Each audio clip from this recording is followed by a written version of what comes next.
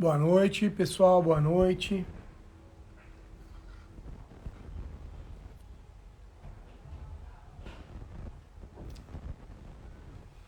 Boa noite. Estou vendo aí André, Ed. O Andrezão chegou. Já vou puxar o nosso convidado de hoje, meu amigo André Assi Barreto.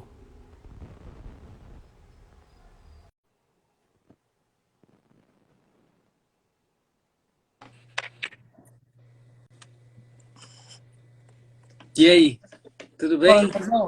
E aí? Quanto tempo, hein? Faz tempo. Quanto tempo? 5 minutos. Em off, agora online. Legal. A gente estava numa reuniãozinha aí, pessoal.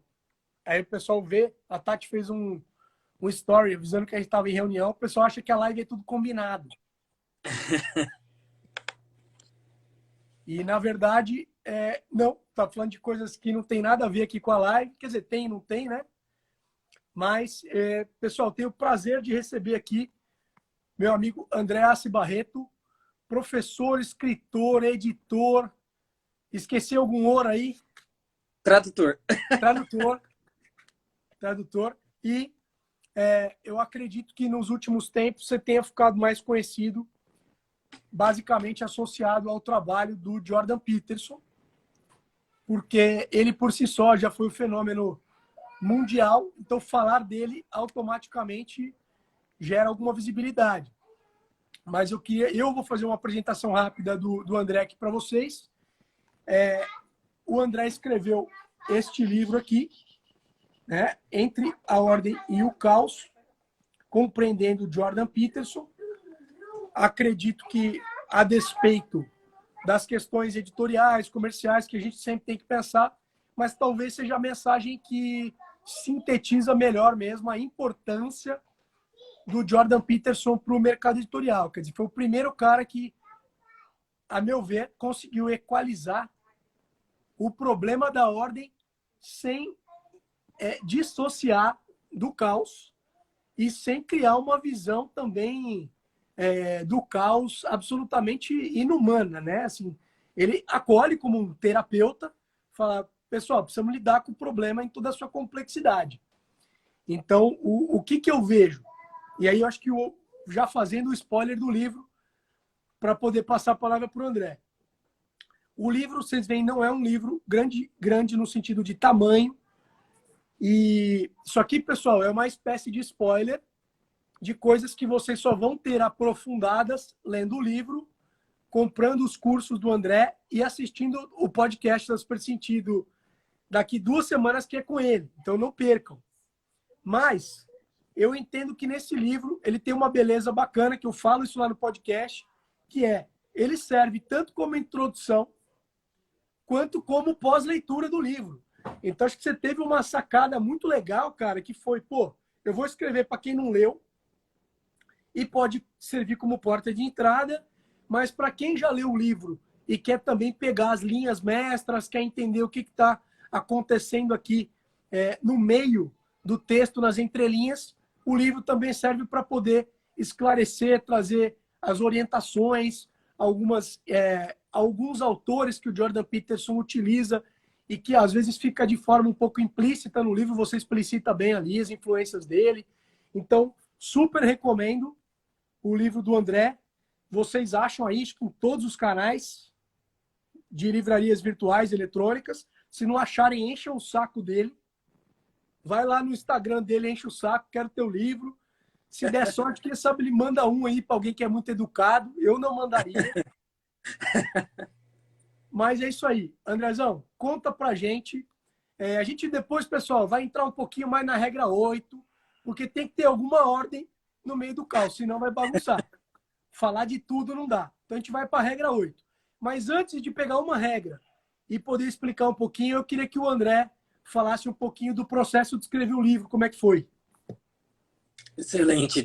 Boa noite a todos. Boa noite, Tiago. É um prazer estar aqui. Muito obrigado por me receber aqui no canal da Super Sentido. E que bom que você está com o meu livro em mãos aí, pode mostrar, porque eu, no momento, continuo sem nenhum exemplar do meu livro em mãos para mostrar numa ocasião como essa, mas isso é um sinal muito legal, porque o livro vendeu muito bem. Tá? Entre tiragens aqui e ali, já vendeu cerca de 1.500 exemplares. Esse número solto, assim, para quem não é, do mercado, pode não parecer nada, né? Mas isso é muito, é pouco, é médio, o que que é?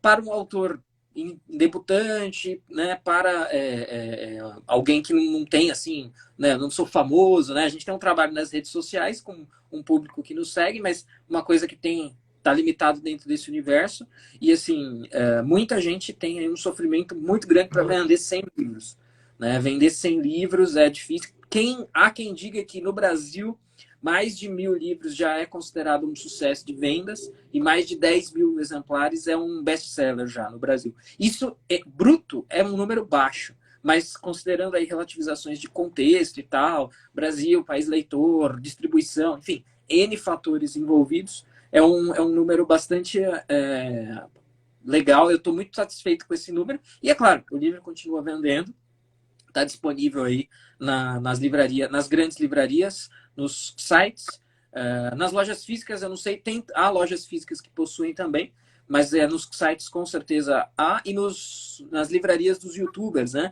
Livraria do Senso em Comum, livraria do Movimento Conservador, enfim, essas livrarias também têm o meu livro.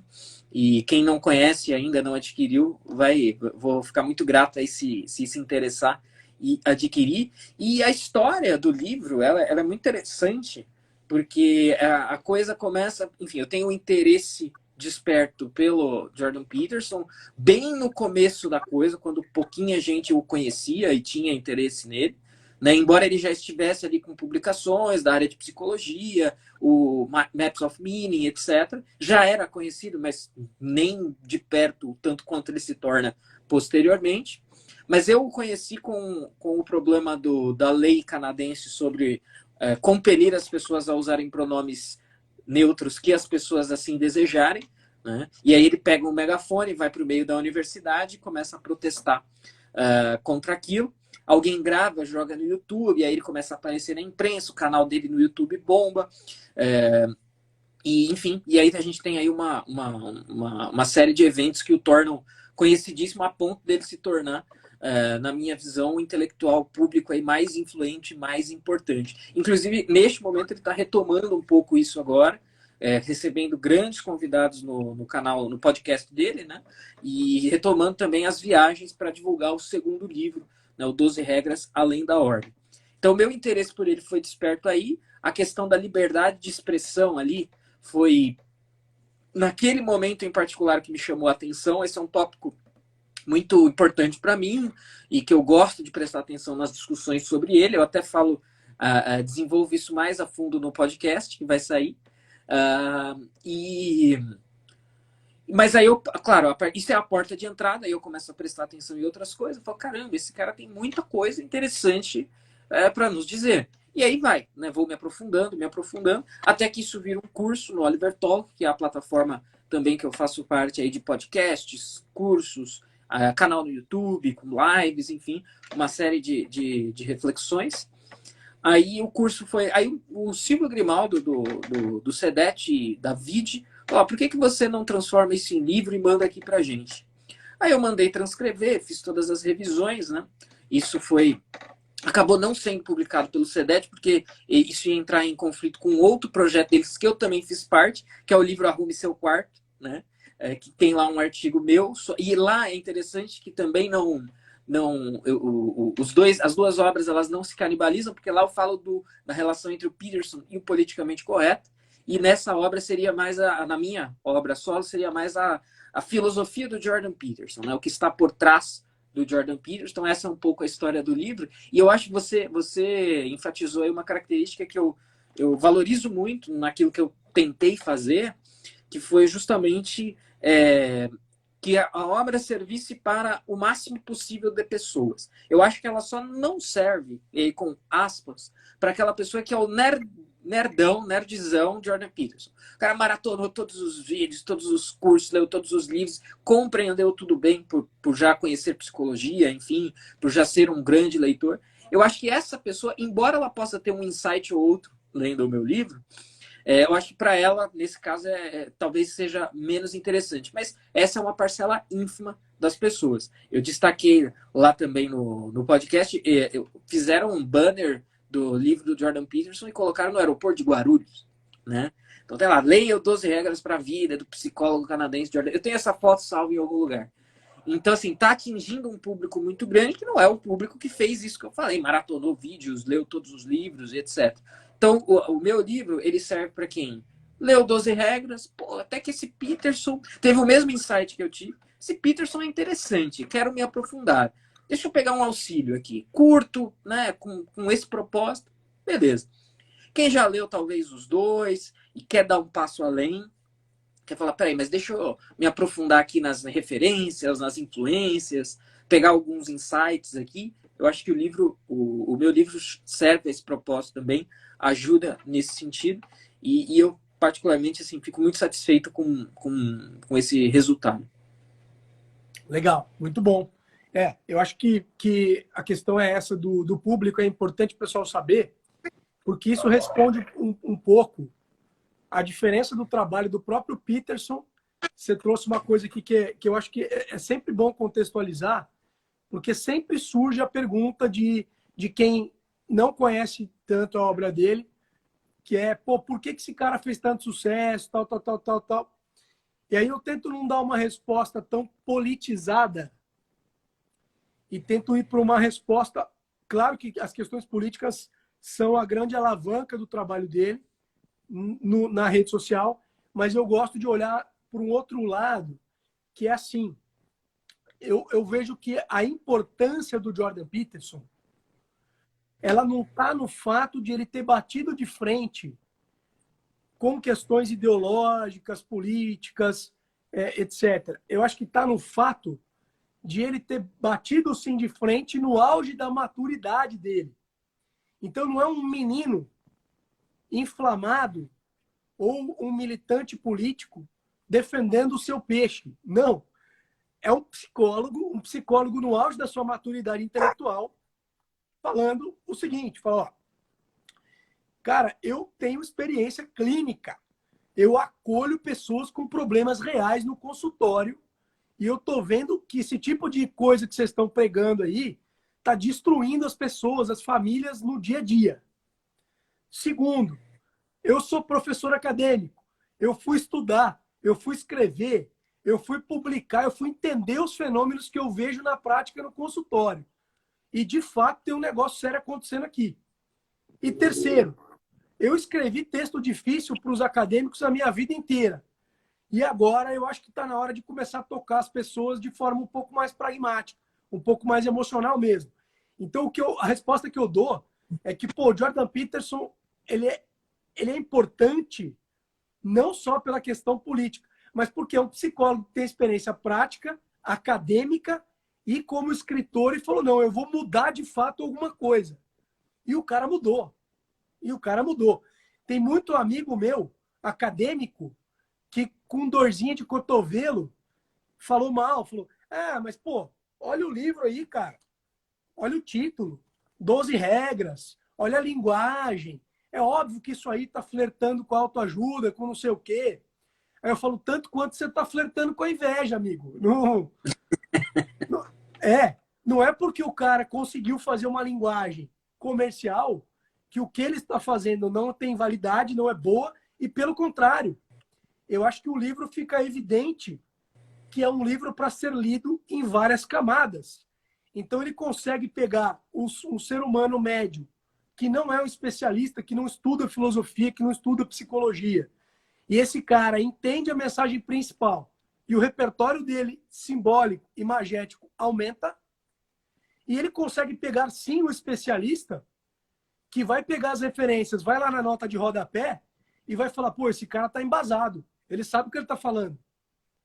Então, eu acho que a maestria dele está na capacidade que ele teve de fazer com uma linguagem simples, tanto pegar uma quantidade de pessoas medianas que conseguem entender a obra, quanto pegar, sim, um especialista.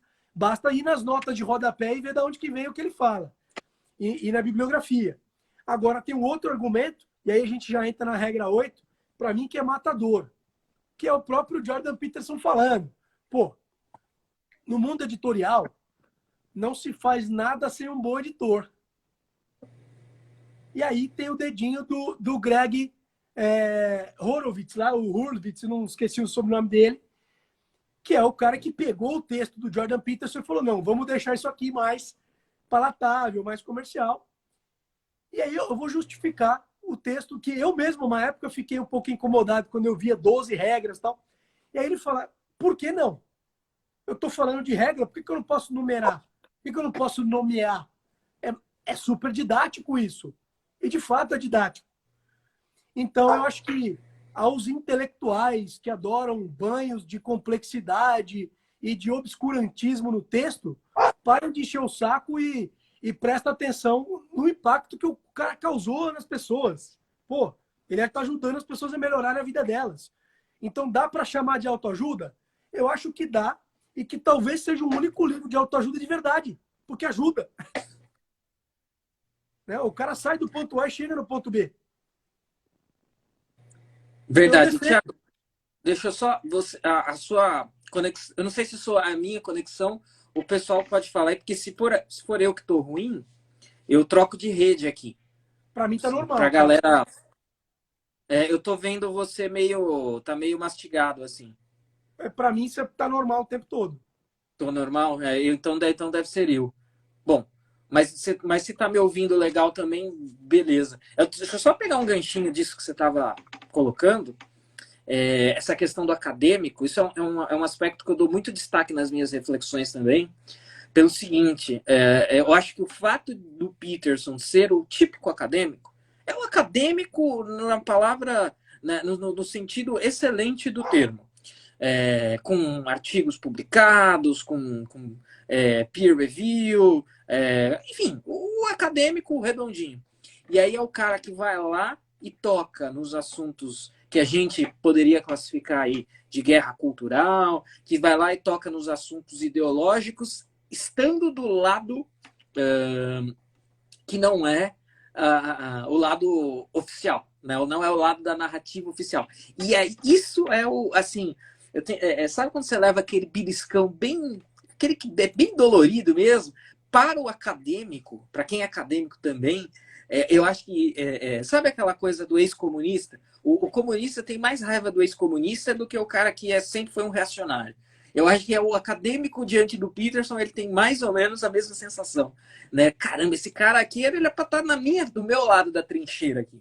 Como assim ousou, né, passar por todos os processos acadêmicos naturais de dar aula, de escrever de escrever artigos, etc., e não está aqui do meu lado da trincheira falando, repetindo a narrativa progressista oficial, né? Eu gosto de destacar muito isso, e eu gosto de destacar, isso eu escrevi lá no livro Arrume Seu Quarto, no artiguinho que eu coloquei lá, que o Peterson, assim, primeiro, isso não é tão importante, essa coisa das caixinhas, né?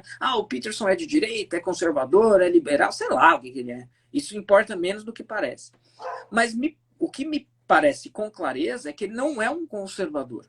Né? E isso não é um problema. Eu acho ótimo que pessoas assim de matizes mais menos definidas estejam concordando ali com o nosso bom senso, com o nosso lugar central comum, né? De que, olha, que essas questões de gênero, esse debate é dominado por uma histeria. E se tem um cara que não é um conservador e que é um acadêmico típico e que está concordando com a gente, ótimo, melhor assim do que se ele fosse um conservador que poderia ser simplesmente dizer, é só um teórico da conspiração, é só um polemista qualquer, né? No mundo anglófono tem muito essa tradição do polemista, né? Não, é um cara que é pago para fazer polêmica, ele é jornalista, é pago para fazer polêmica, ele vê ali onde que a polêmica tá rendendo melhor, ele vai lá e fala, não, é aquilo que você pontuou, é um cara, é um acadêmico, um estudioso, que por uma questão aí uma questão gritante de um tópico que a gente chamaria de guerra cultural, etc.,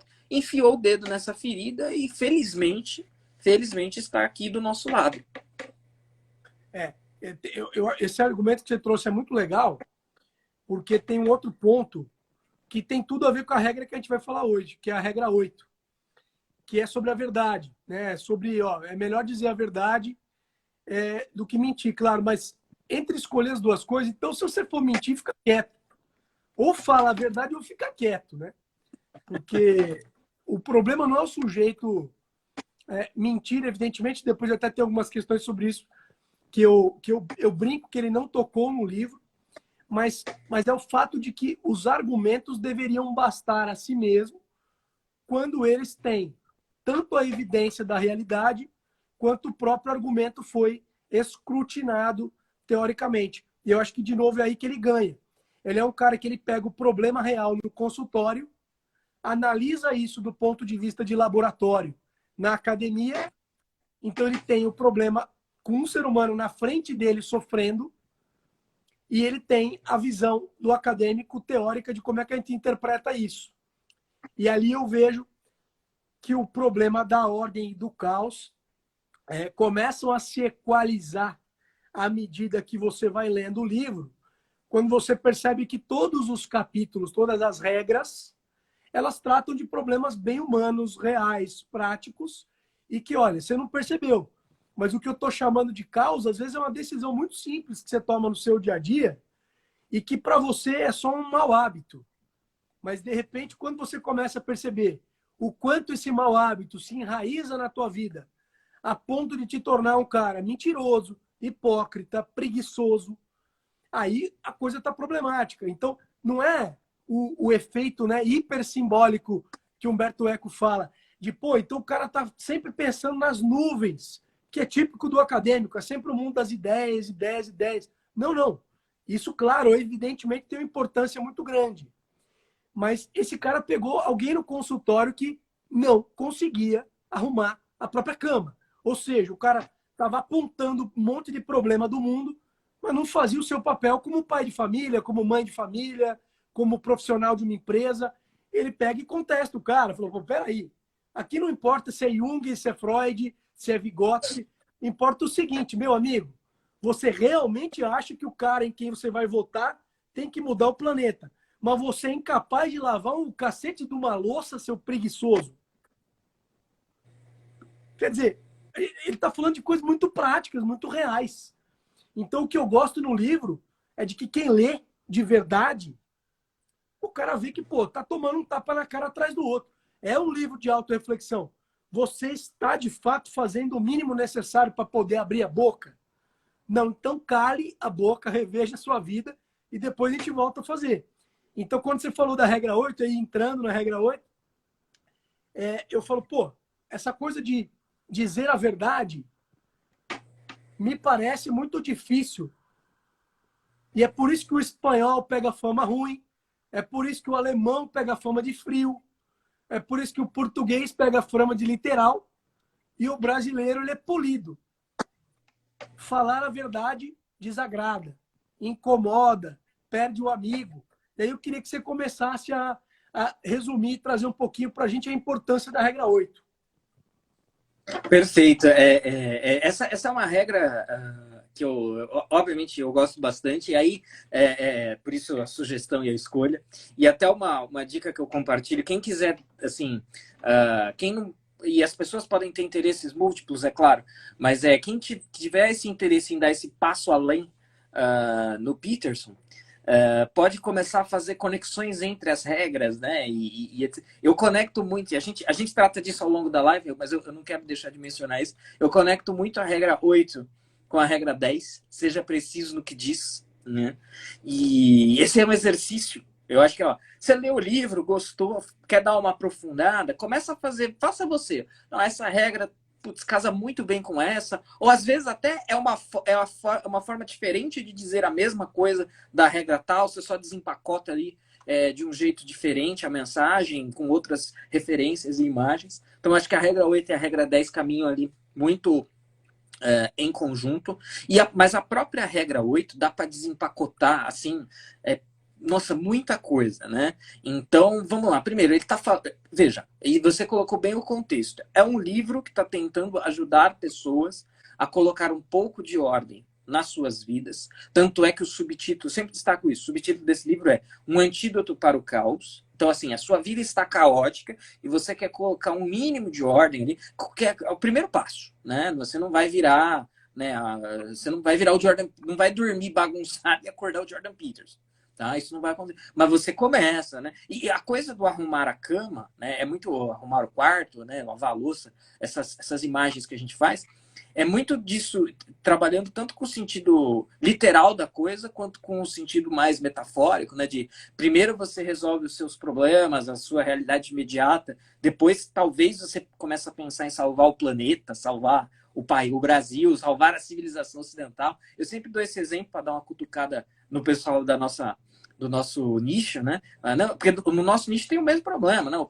Eu vou combater o Jorge Soros, eu vou salvar a civilização ocidental. Calma, amigo, calma. Boa sorte. Vai na igreja. Boa sorte, claro. Não, só isso, né? Coisa básica, né? Vai na igreja do seu bairro, vê o que você pode fazer com a sua comunidade. Aí talvez depois, se você tiver uma experiência de um sucesso muito grande, você até vai aumentando o âmbito, né? Mas o arrume sua cama, então, né? É para aquela pessoa que está realmente totalmente caótica. E aí ela, por um mês ali, você coloca acorda no mesmo horário, arruma a cama. Ao final de é um exemplo tanto metafórico quanto literal. Um mês você vai sim, a satisfação que você vai sentir com essa faísca de ordem que você imprimiu na sua vida, aquilo, né, até tem um elemento neurológico, biológico também. O seu cérebro vai te premiar por causa disso. Né? Então, o contexto geral é esse. Aí aparece a regra 8. Beleza, entendi o contexto, entendi a ideia, entendi o objetivo. O que dizer a verdade tem a ver com isso? Né? E aí é que a gente começa a desempacotar, e eu acho sempre interessante também fazer um parênteses, que assim, falar em verdade é totalmente demodé, né? Totalmente na verdade. Quem diz que existe verdade? É tudo poder, diria um, é tudo biopoder, é tudo uma questão ali de dominação vindo de cima, diria outro. É tudo narrativa, diria um terceiro. Verdade, verdade. Quem disse que existe verdade? Que é verdade? Que negócio mais antiquado, né? Mais antigo. E aí é legal a gente fazer, é legal estabelecer esse parênteses, porque o Peterson é um cara que está combatendo muito, né? Pelo menos nessa sua faceta mais pública, o pós-modernismo, né? Que é um ataque filosófico à ideia de que existam verdades. Então, peraí. Mas aí que tá. Eu acho que uma grande questão do Peterson porque até então, isso é tudo uma discussão filosófica, né? Tem verdade, não tem verdade, do ponto de vista epistemológico, do ponto de vista ético, do ponto de vista estético, o relativismo, o objetivismo aqui, só no sentido de oposição ao relativismo, né? Não no sentido das ideias da Ayn Rand, quem está certo, quem está errado, os argumentos. Peraí, mas isso tem uma consequência prática na sua vida. Isso, você não levar isso em conta vai trazer problemas na sua vida prática ao ponto de causar nela o caos. Por isso, eu gosto muito de conectar a regra 8 com a regra 10, seja preciso no que diz, por causa disso. Nesse âmbito, então no âmbito filosófico, ok, mas as pessoas tendem a descartar. Não, isso está ali, é a discussão lá para os interessados nisso, não tem nada a ver comigo. E o Peterson está falando, não, olha, se você não disser a verdade, ou pelo menos não mentir, se você não for preciso no que você diz, você vai começar... Isso é uma imagem que eu não sei se é minha em explicações ou se é do próprio Peter, mas você começa a empurrar sujeirinha para debaixo do tapete. Em você mesmo, na sua vida prática, na sua mente, empurra sujeirinha para debaixo do tapete. Né? Relativiza, sublima, deixa para lá, não, mas tudo bem... E vai empurrando, né? E vai empurrando. E quando a gente trata desse âmbito, né? Do âmbito da personalidade, do sujeito, né? Etc. Essa é uma estratégia que não funciona. Essa sujeirinha que você vai empurrando para debaixo do tapete, mais cedo ou mais tarde vai ser tanto que o tapete vai ficar no topo da montanha de sujeira, ou, sei lá, vai acontecer alguma... E aquilo ali vai ser, né? Vai jorrar em você, num certo sentido, e vai te trazer e te causar certos prejuízos. Então, trazer esse âmbito, né, dentro da discussão do Peterson, do livro, dessa regra, é um primeiro destaque assim, que eu gostaria de fazer. Primeiro, a gente traz a verdade, pelo menos, ainda que no sentido prático e tal, para o centro da discussão de novo, mostrando que não é uma mera querela filosófica, a verdade não é. Mas olha, fica esperto, sua vida está caótica, fica esperto, você pode estar brincando disso demais e a sujeira está começando a sair pelo latrão, né? Está começando ali, o tapete não tá aguentando mais a quantidade de mentira que você está colocando embaixo, você não nomeia as coisas corretamente, você não diz ali o que está acontecendo, o que está sentindo, né? A gente até poderia puxar ali para a questão da discussão de gênero também, mas nem precisa, que a gente está nesse âmbito aqui. Então o Peterson está chamando a atenção, olha, se o caos está imperando na sua vida, talvez tenha a ver com isso, e você dizer a verdade, ou pelo menos não mentir, né, não naturalizar a mentira, e esse é um processo, socialmente falando, isso é muito interessante. Eu sei que, explicando essa regra, eu faço um outro paralelo com o Dr. House da série, com o House, né, da série Dr. House, que ele tem o bordão dele, que é todo mundo mente.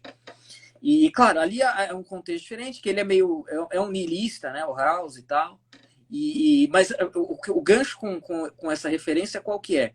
Como a mentira está naturalizada. Né? Todo mundo, não, mentir é normal, é necessário. Na própria série também isso é muito evidenciado. Não, se você não mentir, o tecido social se esgarça totalmente, né? E então você precisa. Não, peraí. Olha o Peterson falando, por isso que a vida de todo mundo tá caótica, né? Por isso que o caos está imperando em medidas que não é bom, porque também a gente não quer eliminar o caos em 100%. Mas assim, há um total predomínio do caos por causa disso, né? Porque você naturalizou a mentira, por exemplo, né? Naturalizou em termos sociais e internalizou em termos subjetivos.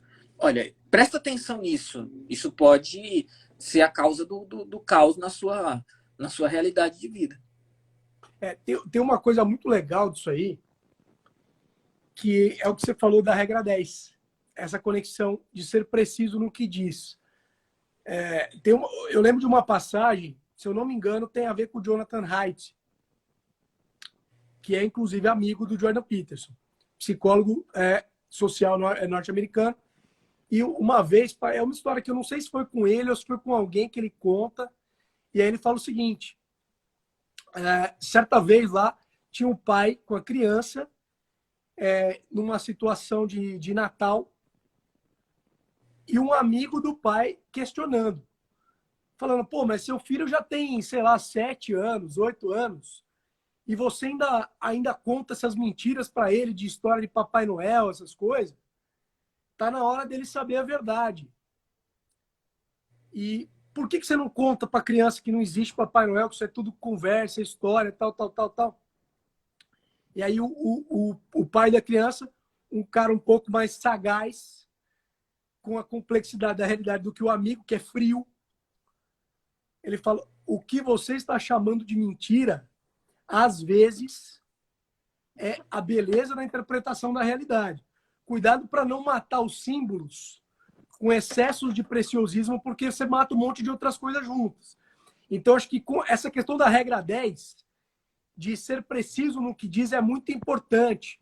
Porque dizer para uma criança que não existe Papai Noel não tem a ver com dizer a verdade. Tem a ver com tirar um símbolo de alguém numa situação absolutamente inocente e desnecessária. A criança naturalmente vai perceber que não existe Papai Noel e acabou. E a hora que ela questionar, você fala, sim, isso aí é um símbolo, mas veio dela, ok. Agora, o ser preciso, e isso eu acho que é fundamental, traz uma visão muito ruim de adultos tomados por um vocabulário fraco, pequeno, por um raciocínio normalmente escolar e que não percebem que dizer a verdade tem a ver com abraçar a complexidade da vida. E às vezes perceber que você não tem condições de falar algo porque aquilo não está muito claro para você. Então, peraí, o que é essa verdade? Talvez eu não tenha vocabulário suficiente para poder expressar as minhas ideias. E aí eu preciso de tempo, eu preciso adquirir mais vocabulário, eu preciso consultar alguém que sabe mais. Então eu gosto disso, porque o que ele fala de aprender a nomear as coisas. Então, a verdade, as pessoas têm uma falsa interpretação, uma interpretação simplista da regra 8, que é falar a verdade e falar o que vem na cabeça. Não, isso é estupidez. Falar a verdade é refletir sobre o que está acontecendo com você, com o ambiente, com a circunstância e aprender a nomear as coisas. E até a dizer, olha, me parece que o que está acontecendo é tal coisa. Eu estou me sentindo assim. E se colocar e não simplesmente vomitar nos outros regras mal acabadas. Então, o que eu gosto muito da regra 8 é que ele diz, ó, só que cuidado com a pressa em dizer a verdade, porque às vezes você não tem vocabulário para isso, você não conseguiu conceber. O processo de leitura, de aprendizagem, de terapia, ele ajuda justamente o sujeito a perceber que a verdade não é um negócio para ser vomitado, não. Ela tem um jeito de ser feito, né? Então, essa tua conexão com a regra 10 é maravilhosa. É interessante isso que você colocou. Não a verdade no sentido, para pegar uma questão do momento, não é a verdade no sentido cientificista da verdade. Isso me lembra muito, eu tenho um livro do Richard Dawkins que é todo baseado nessa premissa. Que ele faz isso. Ele faz isso em todos. O livro chama Desvendando o Arco-Íris, que ele está contando a história de quando Isaac Newton explicou a física do arco-íris, né? Que muita gente protestou, né? Falou, você está tirando a graça do arco-íris, né? E você está tirando a mágica da coisa, né? Então, mesmo que isso seja verdade, deixa isso para lá. E aí ele constrói toda, fala, não, mas dane-se, porque a ciência é isso mesmo. Então, que se matar se matar todo o pacote, não importa. Porque esse sentido meio cientificista... Não, é que nem você falar assim, você fala eu te amo para sua mulher, né? Você está falando a verdade ou são só os átomos do seu cérebro pipocando, sei lá, serotonina, falando mais alto, a química do seu corpo nesse momento... Não é, obviamente que não é, nesse sentido que está se falando. Isso é um insight muito interessante, porque eu acho que dependendo do sujeito que está lendo, ele pode realmente pensar isso, né? Falar, não, essa é a verdade nua e crua do cientificismo, que aí você, obviamente, você amputa, não é nem mata, eu acho que você amputa a realidade de uma série de nuances, de elementos, né? Que obviamente não é essa a ideia que se quer. E ele trabalha muito bem isso na regra, né? Porque ele fala, olha, o falar a verdade é no sentido de não falsificar a realidade. Né? Mas tem um trecho na página 233 que ele diz o seguinte, esse mesmo. Apenas a filosofia mais cínica e sem esperança insiste que a realidade poderia ser melhorada pela falsificação. Essa filosofia julga o ser, né, o ser com S maiúsculo, e o torna como iguais, e os considera falhos. Ela denuncia a verdade como insuficiente e o homem honesto como iludido. É uma filosofia que tanto ocasiona quanto justifica a corrupção endêmica do mundo. Relendo agora, e considerando que a gente já discutiu até aqui, acho que ela de forma em 5 linhas, ela concatena bem o que a gente está falando, né? Então, esse é o sentido tanto de dizer a verdade, quanto de mentir, quanto... isso é algo que corre transversalmente em toda a obra do Peterson, e tem algumas ideias, alguns temas que são assim, que é essa coisa do ser, né? O ser. Olha, há uma realidade, pelo menos eu interpreto assim, há uma realidade a ser respeitada. A ideologia é uma tentativa de transgredir isso. Então, esse é um caminho, por exemplo, de falsificação da realidade. E aí que entra, né? Você precisa desnudar a coisa nesse sentido, né? Ele vai falar, o niilismo é uma revolta contra o ser, né? A ideologia é uma revolta contra o ser. E a mentira, agora é aquilo que eu falei no começo, você precisa desempacotar algumas regras, né? Quando você desempacota essa regra, você nota que tem essa nuance aí. Mas, enfim, é uma das minhas regras favoritas. Você trouxe um elemento agora com essa leitura aí que me chamou a atenção de uma conversa que eu estava tendo um pouquinho antes da live com um amigo que estava aí agora há pouco, o professor Guilherme Pauliello, que é o seguinte, quando ele traz isso, esse ser com S maiúsculo, e agora eu não vou lembrar qual que é, se é a regra 1 ou se é a regra 2, mas lá no começo do livro, na nota de rodapé, ele explica o que ele quer com o ser maiúsculo. E só para o pessoal contextualizar, esse ser com S maiúsculo é um conceito filosófico que ele tira do Heidegger.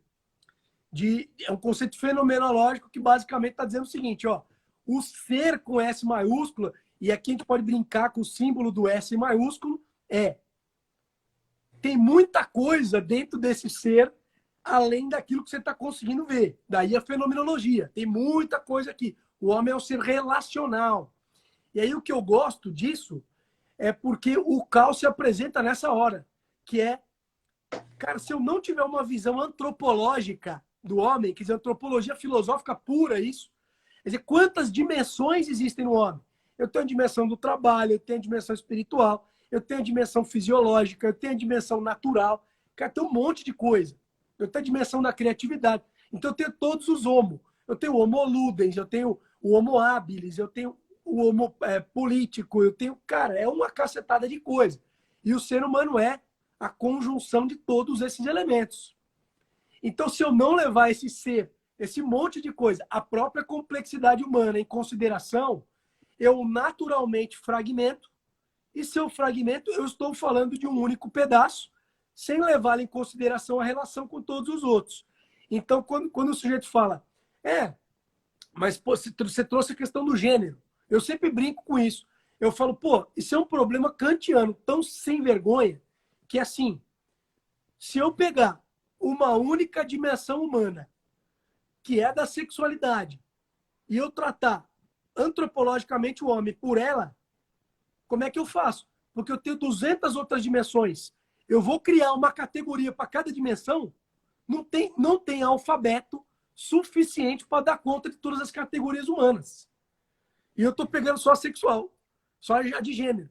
Então, assim, o problema de ficar abrindo essas caixinhas é que não tem fim, é a caixa de Pandora esse negócio. Então, daqui a pouco eu estou classificando o indivíduo pela centimetragem dele física. Então, até 1,68 m é uma coisa, de 68 a 74 é outra. Cara, não tem limite de criação de categorias. Então, eu preciso levar em consideração, e é o que ele faz muito bem no livro inteiro, que eu preciso encontrar alguma ordem na vida prática. E aí você trouxe muito bem no começo, que é quais são as consequências dessas decisões. Quer dizer, a criança que ela aprende que mentir é importante para ela conseguir o que ela quer, ela se torna um adulto que não sabe lidar nem com a mentira e nem com a verdade. E é esse cara que vai se tornar um relativista. Porque para ele o que importa é a utilidade na utilização das palavras para conseguir o que ele quer. É um monstro. Só importa os fins, os meios são sempre justificáveis, autojustificáveis. Então, parece uma coisa, né, ingênua da parte dele. Ah, não pode mentir. Em nenhum momento ele falou que ninguém vai mentir. O que ele falou é só cuidado para a mentira não virar um traço de caráter, senão não tem fim. Cuidado com esse hábito de empurrar a mentirinha para... Não, mas tudo bem, mentirinha branca. Né? Não, vai lá, e vai lá. E vai lá. E você não digere aquilo. E aquilo não está inserido num contexto muito próprio. Né? Aí você vai tendo essas amputações do ser, né? E não tem, e aí que tá, né? Essa é uma frase muito, muito interessante também. A realidade, ela sempre cobra o seu preço, né? Porque todas as ideologias e aí quando a gente, aqui dentro da discussão psicológica, né? Quando isso vai sendo construído como um traço de personalidade, não adianta, não dá para, mais cedo ou mais tarde, vai haver algum tipo de choque com isso, entre a realidade e essa personalidade criada assim. E aí, meu amigo, aí você tem a porteira inteira aberta para todo tipo de problema que se possa imaginar. E eu acho que isso duas coisas. Isso é, em parte, uma explicação para o sucesso do Peterson, né? Que é uma grande discussão. Ah, não, dos haters qual que é? Não, é porque é um cara branco falando para homens brancos com raiva. É uma narrativa feita para esse público que faz sentido para ele. Então, por isso que explica. Não, é porque é o YouTube, não sei o quê. Não, na verdade, não é. É que caiu na mão dessas pessoas. E eu acho que o mundo desenvolvido, né, o primeiro mundo, sei lá, como é que está se chamando isso hoje em dia, eu acho que as pessoas, a pessoa padrão do mundo anglófono, da Europa, é muito essa pessoa criada desse jeito. Então, quando o Jordan Peterson vai lá e fala essas coisas, é um boom. Caramba, não precisa ser assim. Não é assim. Jesus. Né? E aí a ficha cai. E aí, porque de alguma maneira a pessoa estava percebendo esse choque com a realidade, essa fricção. Aí vai lá um cara que não é o Zezinho da esquina, é um psicólogo, etc. E joga essa bomba. E o negócio passa a fazer muito sentido. E aí imagino eu, né? Um começa a falar pro outro, não, vê esse vídeo, vê esse negócio, lê isso daqui. Tem uma outra citação que eu separei aqui, que é obviamente do capítulo da regra 8, que eu acho que fala bem sobre tudo isso. Isso não foi combinado. A gente fez aqui, a gente combinou a live, evidentemente, mas não fizemos uma pauta específica. Na página 224, ele diz assim: aconteceu o que eu queria? Interrogação. Não. Então o mundo é injusto. As pessoas são invejosas e burras demais para entender. Ó, o cara entrando em fricção com a realidade, só que aqui ele está tentando se auto-justificar. Né? É isso que ele está ilustrando. É culpa de alguém ou de alguma coisa. Né? Essa é a voz da inautenticidade. Há uma distância muito curta daqui para eles devem ser impedidos. Eles devem ser machucados. Ou então, eles devem ser destruídos. Sempre que você ouvir sobre um acontecimento incompreensivelmente brutal, essas ideias se manifestaram. Então, ou você corrige esse problema todo, ou você vai por esse caminho aqui. Esse é o grau de seriedade. Olha só que interessante. Então, ele está falando sobre verdade. Você destacou isso numa fala sua agora há pouco. Não é num sentido aqui moralista, no pior termo da palavra, né? Não pode mentir, porque mentir é feio. Né? Não é nada disso que ele está falando, é disso aqui, é dessa dimensão que ele está falando. E por isso a importância de se dizer a verdade. Né? Porque senão o negócio acaba terminando nesse tipo de coisa, em autojustificação para as suas próprias frustrações, em revolta contra o mundo. Não, peraí, o problema está em mim, mas eu não vou admitir isso, então eu vou projetar isso no mundo. E aí, por consequência, isso pode acabar se convertendo em punição para o mundo. Se a culpa é do mundo, então eu vou punir o mundo. Né? Quem explica muito bem isso é um autor que conversa muito com ele, que é o Anthony Daniels, o Theodore Dalrymple. Quando ele traz o sentimentalismo tóxico, perfeito, Podre de Mil Matos, que é isso. Chega uma hora que o sujeito ele começa a criar artifícios e subartifícios para ser aceito do jeito que ele é. O que é isso? É o retrato de uma criança mimada, só que no corpo de um adulto de 30, 40, 50 anos. É pior que o Peter Pan, porque o Peter Pan ele é um símbolo literário. Esse cara é real e causa desgraças. Ou seja, ele vira chefe numa empresa e algum funcionário dele que discordar dele pode perder o emprego. Ou o contrário. Esse sujeito trabalha numa empresa e tem um chefe. E se o chefe não seguir o que ele tem que fazer, então ele cria um movimento revolucionário na empresa para tirar o chefe, porque o chefe frustrou ele. Quer dizer, os seres humanos deixaram de lidar com a frustração, porque lidar com a frustração significa amadurecimento, e eles trocaram o lidar com a frustração pelo sentimentalismo tóxico, que é, olha, não me machuque, eu tenho o direito de ser assim, e aí esse ser é minúsculo, porque o ser maiúsculo é movimento, pô. Ou o sujeito amadurece, ou não tem movimento. Então a gente vive uma geração hoje hipersentimentalista, e quem fala muito melhor isso do que o Peterson é o Theodore Dalrymple, e esse excesso de crianças grandes está fazendo com que o mundo não consiga se comunicar mais. Por quê? Porque os adultos são sempre terríveis, porque eles lembram a criança que tem hora para dormir, tem hora para comer, tem responsabilidade, tem que assumir. Então, é terrível. E aí eu acho que tem um ponto muito forte na autenticidade, né, que você trouxe, na leitura, na inautenticidade, que é confundir a autenticidade com o sujeito pronto. Quer dizer, eu sou autêntico, eu falo o que eu quiser, eu faço o que eu quiser. Não, isso é a criança.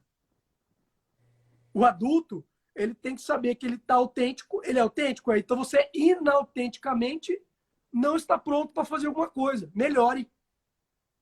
Se comunique melhor. Se relacione melhor. E para tudo isso, amigo, não tem jeito, tem que sofrer e tem que lidar com o fato de que a gente erra o tempo inteiro e tem que aprender o tempo inteiro. Só que errar significa que a mamãe vai dar bronca, que o papai vai dar bronca, que você não deve ser aceito como é. Você tem que se lascar para poder mudar alguma coisa. E aí, te passando de novo isso, me lembra uma coisa que ele bate muito no livro que eu gosto, que é o sujeito que acredita, de fato, que ele precisa ser respeitado como ele é, não se respeita. Ele próprio não se respeita. Porque ele está aceitando algo que não está pronto. Quer dizer, você se aceita mal acabado? Quem é que aceita uma coisa mal acabada? É alguém que tem um critério muito baixo. Então, eu preciso reconhecer em mim. E tem uma outra palavrinha, de novo, a regra 10 aqui puxando, que você trouxe, que é maravilhosa essa conexão. Que é, peraí, amigo, vocês estão confundindo mentira com auto-engano. Auto-enganar-se é um processo que acontece, nós nos enganamos. Mas em algum momento, ou a realidade, e essa realidade pode ser o pai, a mãe, o marido, a esposa, o chefe, o terapeuta, o imposto, o boleto. As instituições, como ele diz na regra 1 do livro novo, né? Não deprecie as instituições, por quê? Né? Dando um spoiler aqui para quem eventualmente não tenha lido o livro novo ainda. É porque elas podem e devem cumprir esse papel aí. Perfeito. E aí o que vai acontecer? A realidade, a vida, ela vai te mostrar que você está mal acabado. E vai falar, olha, você não foi canalha, você não foi mentiroso. Você começou... O Oscar Wilde, né? O problema do sujeito é quando ele começa mentindo para ele mesmo e termina mentindo para o outro. Mas uma hora a realidade mostra para você que aquilo que você pensava sobre você mesmo não é bem assim. Então aí chegou a hora de amadurecer. Ou espera-se que, né? É o que deveria acontecer, né? É aquela. Tem um ditado, eu não lembro de quem que é, mas é o Reality Bites, né? Olha, a realidade ela vai te pegar em algum momento, né? Não, por isso que assim, você tá do controle do movimento ou você não estar e ser pego, mordido pela realidade, né? É isso que ele está dizendo aqui também. Aí eu fiz essa associação com aí depois essa brincadeirinha que eu falei, né, esse exercício de fazendo conexões entre as regras. Aí quando você acrescenta o novo livro, aí você começa a fazer entre as regras do novo livro e as regras do primeiro. Até de forma maledicente eu ouvi uma vez falando, não, essas 12 regras aí poderiam ser reduzidas em 2. Eu não lembro quem que falou isso. Alguém falou isso para mim. Não é de todo mentira, não é de todo verdade também, é uma meia verdade. Claro que se você pegar a essência de algumas regras, dessa coisa, das tarefas dessa coisa de conectar é justamente isso, né? Olha, essa aqui ela tá dizendo essa outra coisa num outro contexto, de uma outra maneira, com uma outra referência. Mas a pessoa aí falou isso, quis falar que ele tava exagerando, né? Que o livro poderia ser menor, enfim, alguma coisa nesse sentido. O que também tem um fundo de verdade do mercado editorial americano, que é os caras precisam produzir livro em série, então o negócio precisa ter volume ali e tal. Um excesso de referências. Acho que são críticas pertinentes. E, aliás, essa é uma coisa que as pessoas... sempre, às vezes a gente está falando de um autor e escreve um livro sobre... Acha que a gente subscreve ipsis literis, tudo que o cara diz. Não, eu tenho. A gente pode fazer uma live aqui só sobre críticas ao Jordan Peterson. Vamos fazer. Né? Pontos obscuros, não claros, discordâncias, enfim, dá para fazer isso tranquilamente. Então não é que assim, a time Jordan Peterson, cheerleader Jordan Peterson. Tudo que o Jordan Peterson disse está certo sempre, o tempo todo, né? E, pelo menos da minha parte, e com certeza da sua também, mas de muitos que falam do Peterson, não tem essa coisa. Mas, enfim, né, só fechando esse parênteses, dá para fazer o exercício aí com o livro novo também. Tem uma outra citação aqui, e aí essa é a minha última, pelo menos para mencionar aqui, que é um dos poucos momentos em que ele cita o Viktor Frankl, né? O Viktor Frankl, ele cita bastante o Viktor Frankl, mas ele cita mais o Jung, o Dostoiévski, o Nietzsche e tal. São citações frequentes. Solzhenitsyn para ele. É o Bam Bam Bam, né? Mas eu acho que o Viktor Frankl tem uma influência grande na reflexão do Peterson. Tem uma unidade temática muito legal entre o Peterson e o Frankl. E ele cita na página 226, né, do 12 Regras, ele diz assim, ó, Viktor Frankl, psiquiatra e sobrevivente do campo de concentração nazista, que escreveu o clássico Em Busca de Sentido, chegou a uma conclusão sociopsicológica semelhante. A existência do indivíduo desonesto e inautêntico é a precursora do totalitarismo social. Então, isso casa com o que a gente está falando e mostra a dimensão da coisa. Não é uma mera trivialidade. Acho que tem um livro do Chesterton que chama Meras Trivialidades, não tem? Bom, enfim, isso é só uma referência aleatória. Não é, mas isso, dizer a verdade. Não é nem um moralismo bobo, não pode mentir porque é feio. E não é uma coisa assim de uma dimensão minorada. Não, isso aqui é sério. Esse negócio é sério. Então ele diz, a existência do indivíduo desonesto e inautêntico é a precursora do totalitarismo social. Sigmund Freud, de sua parte, acreditava analogamente que a repressão, né, entre aspas, contribuía de uma forma nada trivial com o desenvolvimento da doença mental. Alfred Adler sabia o que eram as mentiras que alimentavam a doença. Jung sabia que os problemas sociais atormentavam seus pacientes e que esses problemas eram causados pela inverdade. Todos esses pensadores, centralmente preocupados com a patologia, tanto individual quanto cultural, aquilo que eu falei lá no começo, né, da mentira estar naturalizada socialmente e introjetada, né, do ponto de vista subjetivo, chegaram à mesma conclusão. As mentiras deformam a estrutura do ser. As mentiras deformam a estrutura do ser. A inverdade corrompe tanto a alma quanto o Estado. E uma forma de corrupção alimenta a outra. Isso, para mim, é assim, sensacional. Porque tem a ponte com o Frankl, ele faz um apanhadão geral. Olha, todo mundo, mais ou menos dentro do contexto do seu arcabouço psicológico, psiquiátrico, concorda com isso em linhas gerais. Tem um problema muito grave aqui. E isso tem uma dimensão tanto subjetiva quanto objetiva. A subjetiva é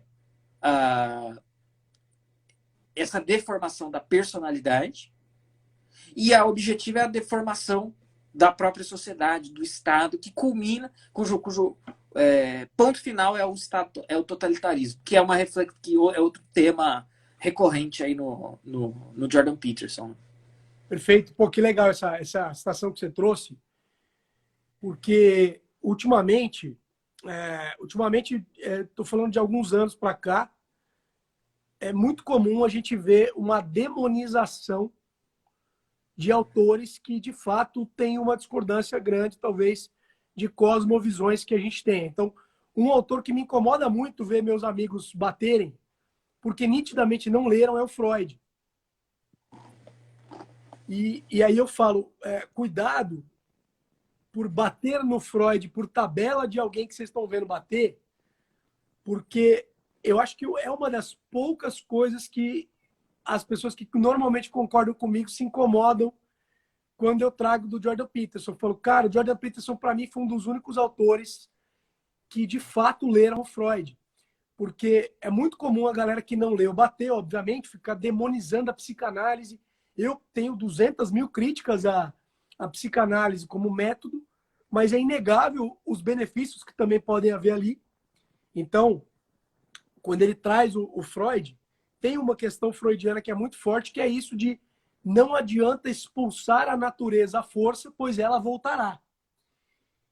E quando a gente fala da mentira deformando a estrutura do ser, tem uma visão muito bonita, literária, principalmente, né? O Pinóquio ilustra muito bem isso, que é o problema do sujeito não é mentir.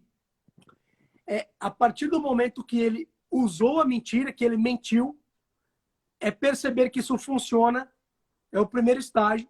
O segundo é que ele consegue o que ele quer. E aí vem o estágio terrível, que é esse que deforma a estrutura do ser, que é o terceiro. É ele perceber que pode ser que não haja consequências para a mentira dele, ele escapa, e por isso que o Dostoiévski é fundamental, quer dizer, o sujeito não escapa, ele precisa se lascar com a mentira. Então, a mentira ela tem uma necessidade moralizante. Quer dizer, todo mundo vai mentir em algum momento. Mas tomara que você se dê mal, cara, porque senão você está lascado. Se você não tiver consequência da sua mentira, você vira um monstro. E isso deforma o seu caráter. Quer dizer, o sujeito começa, ele mente, ele consegue o que ele quer.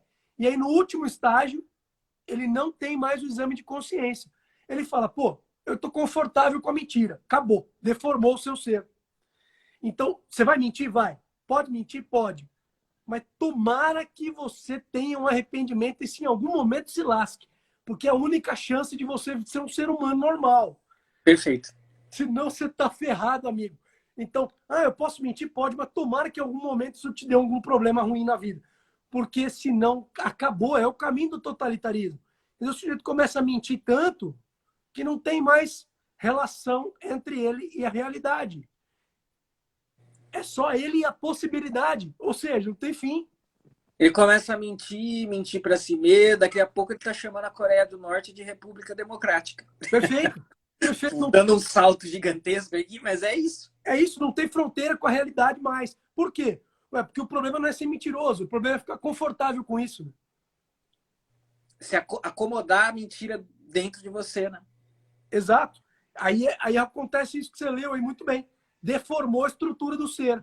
Agora o que você tem? Você tem só a potência nietzschiana. Cara, realiza toda a potência que você quer e dane-se o mundo. Acabou. Acabou. É a história de todos os monstros, a história é essa. Não salva nada, né? Mas legal. Perfeito. Vamos tentar ver se tem alguma perguntinha aqui para a gente responder. Show. Galera, perguntem à vontade.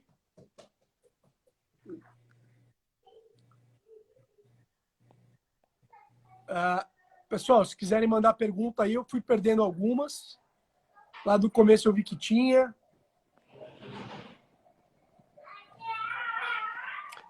Tem muito comentário, mas não tem perguntas. Então, já que não tem perguntas, eu queria deixar vocês com gostinho de quero mais e já convidar o André para a gente ir para o final. Andrezão, quer passar algum recado para a galera de coisa que você está fazendo ultimamente aí, que está rolando? Manda lá, tua agenda, o que você quer divulgar. Show, show de bola, legal. Queria agradecer novamente o convite, a presença aqui, as pessoas que nos acompanharam. Aí quem quiser interagir depois, também estiver vendo depois, né? Porque as pessoas, né, assistem posteriormente. Quiser interagir, é só mandar a DM aí que a gente responde o que puder.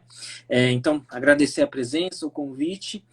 No momento, eu estou terminando a redação de um livro. É o mesmo processo, né? É um outro curso que eu dei sobre globalismo, que já foi transcrito, eu já estou em posse da transcrição completa, eu já revisei metade, falta a outra metade, e eu quero publicar esse livro até maio, aí estourando maio. Se tudo de repente der muito certo, quem sabe até antes, mas quero publicar logo esse livro sobre globalismo. Vai se chamar Os Fundamentos do Globalismo, as origens da ideia que quer dominar o mundo. Dei um nome bem comercial aí para o livro, mas é basicamente a origem filosófica do globalismo. Tá? Então, quem se interessa por esse tema, por esse assunto, pode me acompanhar aí nas redes sociais, que muito em breve a gente vai começar com movimentações, depois pré-venda e, enfim, depois a entrega do livro, do produto. E estamos aí, tô com uma série também no canal do Oliver Talk no YouTube, chamada Os Revolucionários, baseada no livro, nesse livro aqui, no livro Modernos Degenerados, do E. Michael Jones. Esse foi um daqueles livros que eu comprei despretensiosamente. Comprei bem no sentido daquela conversa que a gente estava tendo em off. Não, vou comprar para ter, porque com certeza me interessa. Um dia eu leio, né? Um dia eu leio. Mas como eu tenho por hábito abrir os livros que eu compro, dar uma folheada, ver os elementos pré-textuais, pós-textuais, falei, não, isso aqui eu preciso ler. Isso aqui furou a fila. E é sensacional, então eu estou fazendo uma série sobre alguns capítulos do livro. Inclusive, ele descasca o abacaxi do Freud aqui, você falou do Freud, ele descasca aqui o Freud e o Jung, mas aí é um contexto, né, específico do que ele tá falando. E, então, no momento, é isso que eu tô produzindo, essa que são as próximas paradas aí. E muito embora, se tudo der muito certo, não apenas, quem sabe eu publico o livro do Globalismo em abril, como também publique outro livro no segundo semestre. Aí é uma introdução à filosofia que eu comentei com vocês no dia que eu gravei lá o podcast. Esse deve ficar para outubro, novembro, se tudo der certo, se não, a gente adia um pouquinho. Ó, mostra o livro de novo. É a Ana Scansani. Estava comigo no lançamento. Não sei se é o meu. Não, o meu não é, o meu ela conhece. Pô. Ela é filha do Márcio Scansani, que editou o livro. Esse aqui é o Modernos Degenerados, do E. Michael Jones, tá? Que é um autor polêmico aí, enfim, nem vou mencionar as polêmicas dele, porque vai que derrubam a live depois aí, o vídeo. Mas é o que eu estou fazendo, só isso no momento, e dando aula, e enfim, trabalhando nas editoras, só isso. Pô, só tudo isso. Só isso. Legal. Pô, cara, um prazer enorme ter você aqui. Teremos outras lives aí para lançar os livros todos, a gente vai marcando. E obrigado mais uma vez. Pessoal, é só um papo para a gente poder pegar um pouquinho das ideias. Obviamente, daria para aprofundar muito só essas regras. Então, eu convido vocês, tanto quem aqui está assistindo hoje ou gravado depois e não conhece o André, siga ele na página dele. Deve ficar embaixo aí depois marcado. Acompanhe daqui 2 semaninhas, portanto, estamos em março. No final de março vai sair o podcast que o André foi entrevistado por mim e pela Tati, que está aqui com a gente. E vem bastante coisa pela frente aí, pelo André, pela gente. Acompanhe todos os canais para continuar aprimorando essas ideias, essas conversas aí e trocando, batendo bola com a gente. Andrezão, tamo junto. Valeu. Obrigado, Tiago. Boa sorte com tudo aí. O que você precisar, tamo junto. Valeu. Valeu, galera. Boa noite para todos aí. Tamo junto. Boa noite a todos. Até mais.